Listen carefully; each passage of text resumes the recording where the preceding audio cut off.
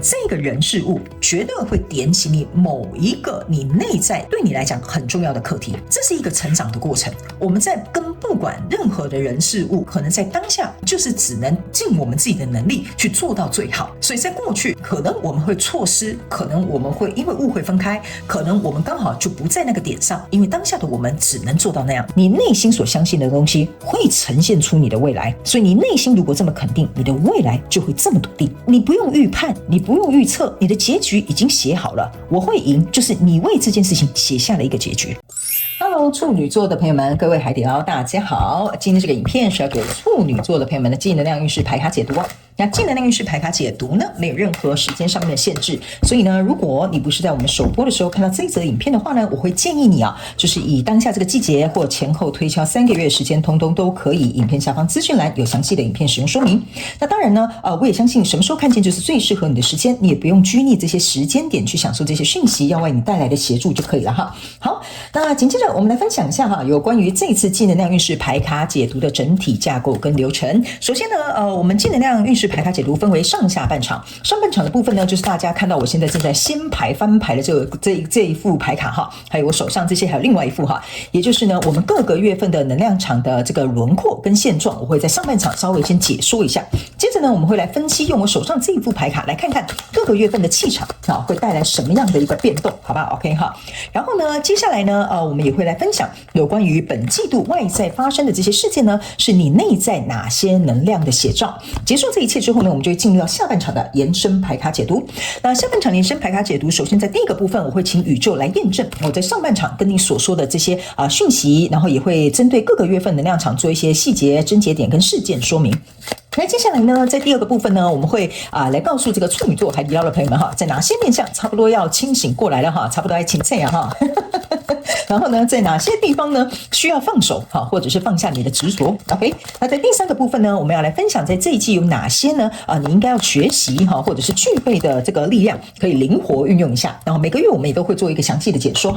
接下来呢，在第四个部分，我们也会来看在这一季每个月份的过程当中有哪些自我定义，你必须要更新一下或者是稍微调整一下。好，最后呢，我们就会进入到这个天使跟宇宙传讯的部分，就是大家最喜欢的部分啦。我会来就是当这个传讯者，就是听看看天使跟宇宙有什么样的讯息，希望透过我来用口说表达的方式来让你知道。OK 好，那在进入你的正能量运势牌卡解读之前呢，再一次跟新的朋友们说明一下等一下呢，我在解牌的过程当中呢，我会讲第一个月跟第二个月跟第三个月，并不代表是今年的1、2、3月份因为有一些人你们看这个影片可能是之后就是已经发布了很久之后或什么的但如果刚好你看的当下是1、2月份，那你就是1、2月份，好不好 ？OK 好，只是让那个新来的朋友了解一下。所以呢，就是代表这一季的首月、次月跟末月就最后一个月，好不好 ？OK 好，详细解说，因为每次都有人问 ，OK 好，那接下来就请处女座海底捞的朋友们给我一点时间，让我去感受你能量场上面的呈现跟细节，好吗 ？OK 好，请稍后哦。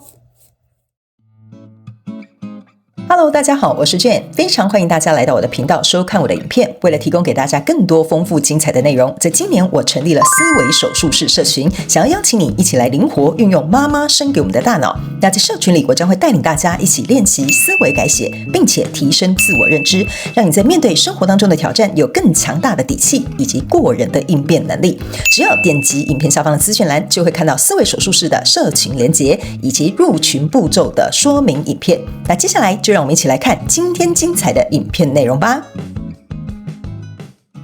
OK， 行。我个人会感觉这边呢，处女座的朋友们，我觉得呢，你这个是开高不能讲说开高走低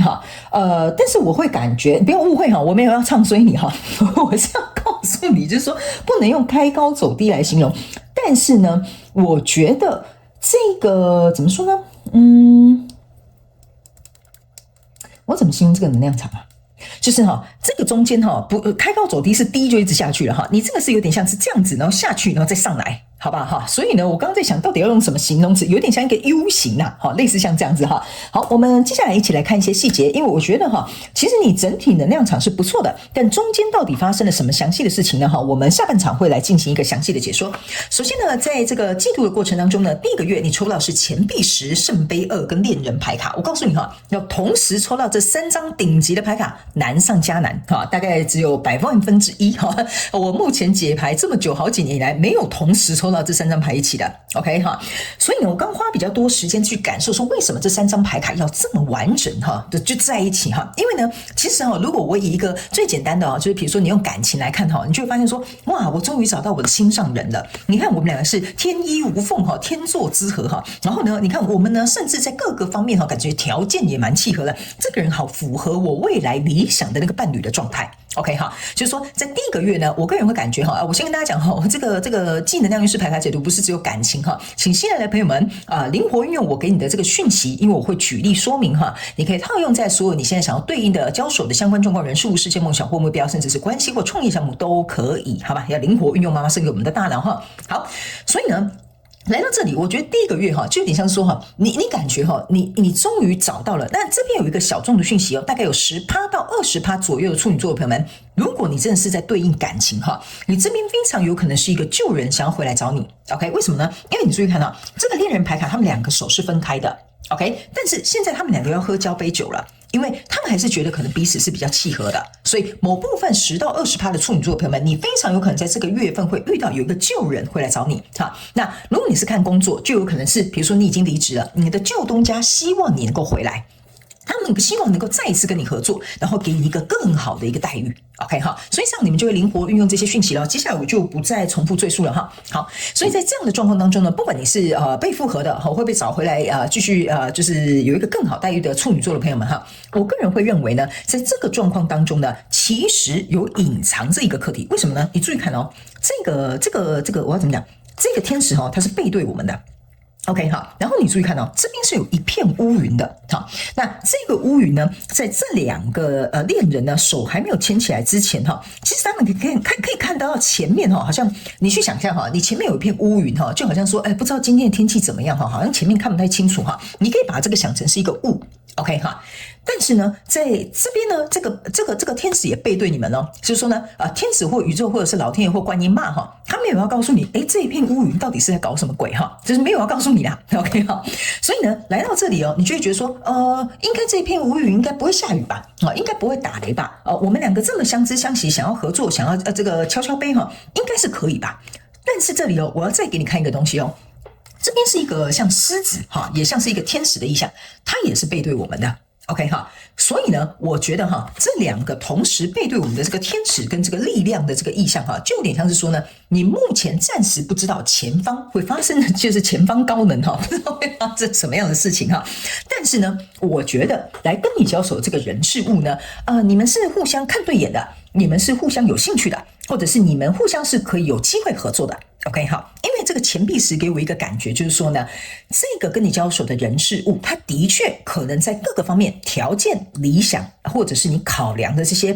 原因哈，或者是比如说一些状况，其实都不错哦。好，所以呢，当你们2个人同时在结合的过程当中，你们是觉得我们可以看得到未来的。就是我跟你合作，我觉得我们2个都有钱赚 ，OK 哈。我跟你在一起，我觉得其实我们的感情应该可以是蛮稳定的 ，OK 哈。或者是比如说我想要去换这个工作，或回到原本这个工作，我可以看得到，就是我回去之后会得到什么样更好的待遇，或者是比如说我去一个新的公司发展的话，我可以看到我大概可以做到什么位阶 ，OK。所以呢，我必须要跟你讲这边有一个迷雾哈，在第一个月你可能看不太清楚。OK， 但是这个来找你的人事物，我觉得本身是还不错的本身是还不错的。接下来呢，我们要开高走 U 型的那个地方哈，就是第2个月哈，来到这里呢，这是一个宝剑2跟月亮牌卡，还有一个权杖5哈，精彩的来了哈。这个就是那种8点档中间的那个高潮迭起的那个高潮 ，OK 哈。来，首先呢，我觉得来到第2个月之后呢，你可以注意看到，这是一个权杖5 ，OK 哈。那权杖5呢，就是这5个人在拿着这个木棍在那边打架 ，OK 哈。那这个权杖5象征的意思就是说呢，当你们2个真正结合之后，来到第2个月份的能量场的时候，你会开始发现你们之间有一些冲突是必须要能够去起身解决的，就是行动上要解决哦。好，比如说假设我这样举例你就懂了哈。被邀请回去的那个处女座，前方高能一片乌云，你不知道发生什么事情，原来是叫你回去，给你多一点钱，给你多一点待遇，给你多一点礼遇是叫你回去救火的。就是说呢，你这个是要行动去救火的你看你回来之后发现公司乱成一团所以你可能要加班所以可能你要负责这件事情，所以你可能还要帮助他们那些东西所以这个这个权杖5就有点像是说是要行动去改变、去改革、去把它调整过来的东西。OK 哈，然后这个东西呢，相对来说呢，我觉得在某些层面对处女座海底捞的朋友们来讲，是有一点必须要，我要怎么形容呢？必须要燃烧你的热情。OK 哈，就是说这个东西呢，你等我一下哈，我想一下要怎么翻译给你听哈。这个东西呢，就是这个代表这个权杖五的这个人事物哈，我个人会感觉呢，它除了需要行动上面的这个付出之外哈，它会有一部分是怎么讲？我觉得好难形容，它会给你一种成就感。但是相对也会给你有一种很耗费精力的感觉。例如说，好，公司现在一团乱，你回去救火哈，你觉得哇，你看我把公司整顿这么好，难怪他们要高薪聘请我回来，很有成就感。但是你也觉得好累哦，你懂我意思吗？好，就有点类似像这样的感觉。所以我刚刚在想要怎么形容会比较好。所以呢，来到这里有一个月亮牌卡，你注意看哈，那个月亮牌卡这个士兵哈是在这个水里面行走的。OK， 这边有一个月亮，这左右两边就是这边有个螃蟹啦，这边有个狗狗啦，哈，它现在正在朝向这一条道路上来。OK， 为什么我会说哈？这个需要行动，但也会有点内耗，甚至有一些人，你们会有情绪上面的这个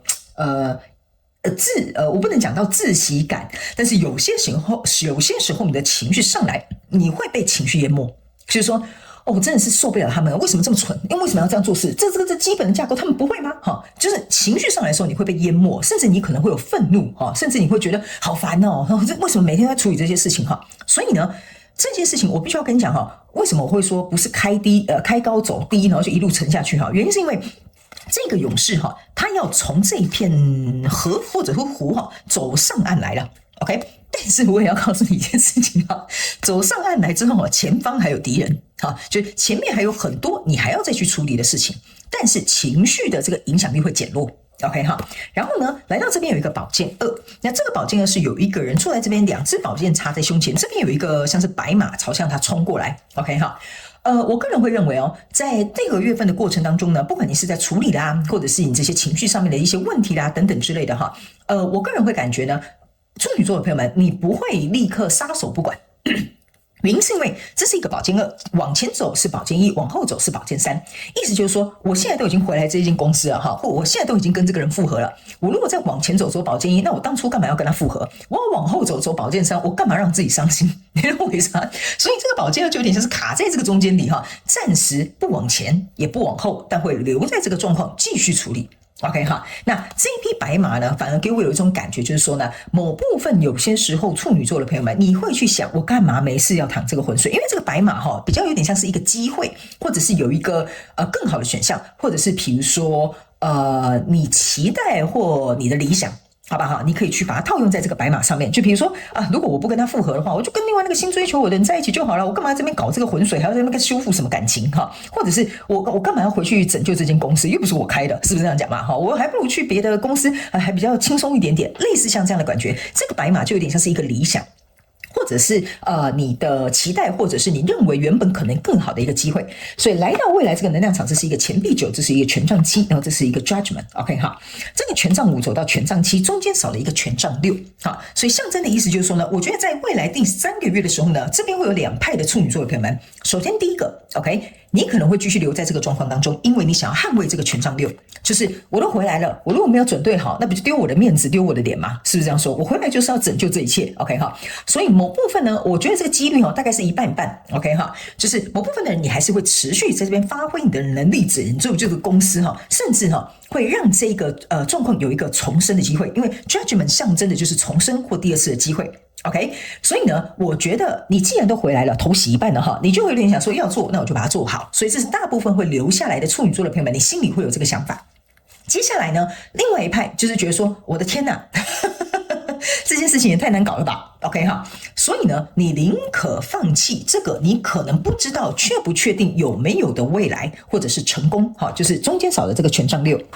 你宁可说我不要成功了，谢谢各位我想要从这个状况离开，我想要恢复我钱币9的状态，我不用一定要跟你钱币10，你懂我的意思吗？所以呢，这个 judgment 有一点像是说我终于重生了，离开这个人，早知道就不要跟他复合，或早知道就不要回去这个公司那我自己呢还可以有一些新鲜空气可以呼吸这个状况就有点类似像这样。OK 哈，所以呢，我觉得在这里会分两派，但是你要怎么选择，这是你自己的决定，好不好哈？但是我很明显感觉到这边会分两派出去了。OK， 好，这就是一个基本的轮廓。等一下我们在下半场呢，我会用宇宙验证牌卡来详细的去做一个验证，看一下症结点是什么，事件是什么，发生的状况是什么，好吧？我们在下半场延伸牌卡解读来揭露。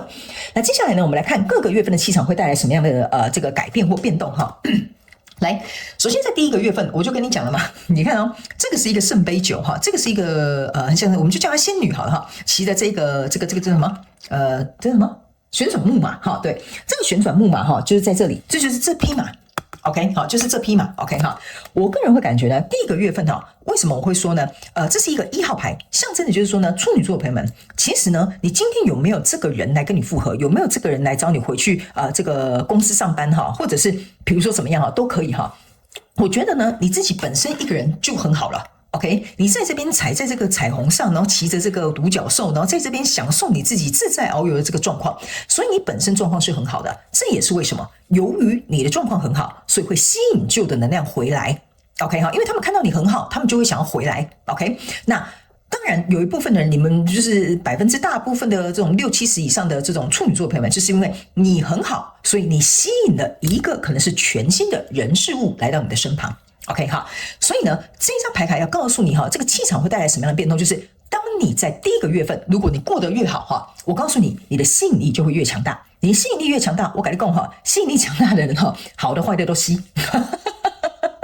你们不要觉得说我只会吸引到我想要的东西，不是的，能量很强大的人哈，你是好坏都会吸。为什么呢？好的就是他想跟你强强联手，好，坏的那些拍咪啊哈，就有点像是哇，你看他身上好多光，我想要摸一下。OK 哈，所以呢，在第一个月份的时候哈，当你的能量场或者是你的光或者是你的气场越来越强大的时候，你就是好坏什么鬼东西都会吸过来。OK 哈，所以这个就是你的气场，因为你很好，所以你带来的这些变动，就是你会发现说，哎，奇怪，以前没有那么多人注意我，以前这个公司哈，我要离职的时候他也不留我啊，怎么现在突然回来又找我复合呢？哈，这些人真奇怪，就是这样子的。OK 哈，所以呢，你也不要因为这样子就不展开自己的气场，好吗 ？OK 哈，你是有智慧可以去筛选的哈。所以来到第二个月份呢，的气场会带来什么变动哈？这张牌卡呢，你可以注意看哈，它有点像是一个四叶草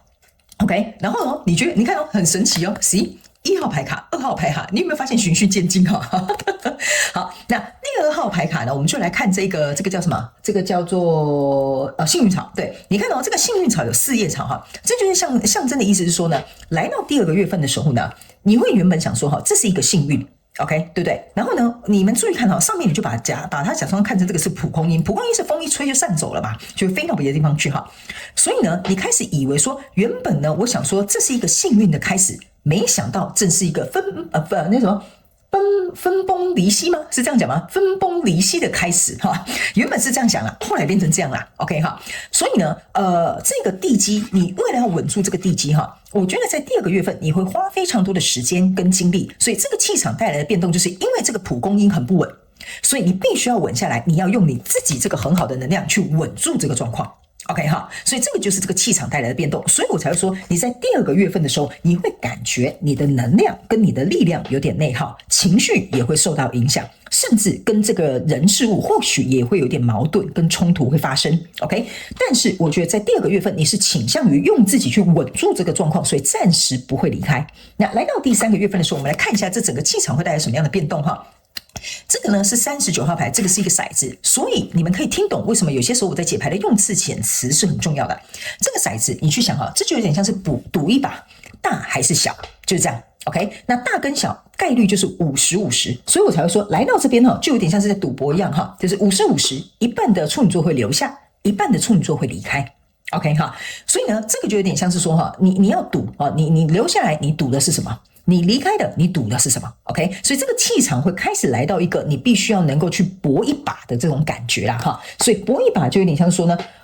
我不知道选这个对不对，选那个适不适合，但是我总是要选择。这个就是这个月份的气场会带来的变动。那接下来我们来看这个季度外在发生事情是你哪些内在事情的这个写照哈。这个叫做健康的选择，这个叫做丘比特的箭，有没有看到丘比特的箭？健康的选择。本季外在发生事情就是你内在的写照 ，OK 哈，这个意思就是说呢，处女座的朋友们，这个季度外在发生的这些事情哈，意思就是说呢，这个跟你交手的人事物，你有没有信心 ？OK， 因为呢，他没有告诉你哈，任何不管什么样的人事物去经历、去合作、去在一起，或者是去经营，都会遇到难题。所以他没有告诉你哈，这个丘比特的箭的意思就是，你总不能遇到难题，那你就是撒手不管就走人了吧，对不对？你总不能说一谈到恋爱，这个人哈，他有一个坏习惯，就说哎呀，那我不喜欢 ，OK 哈。所以呢，这个丘比特的箭呢，象征的意思就是说，你内在的能量有点像是说，你能不能够有信心，就是跟你在这其中交手的人事物，你们有能力共同去解决问题的决心 ，OK 哈。第二个。这个你觉得很好的这个人事物哈，这的确是被你call来的哈，就是被你叫来的，被你吸引而来的 ，OK 哈。所以当他被你吸引而来的时候呢，你进入到这个状况当中呢，有些时候就像我刚刚讲的，遇到一些难题，我们总是会有一点犹豫。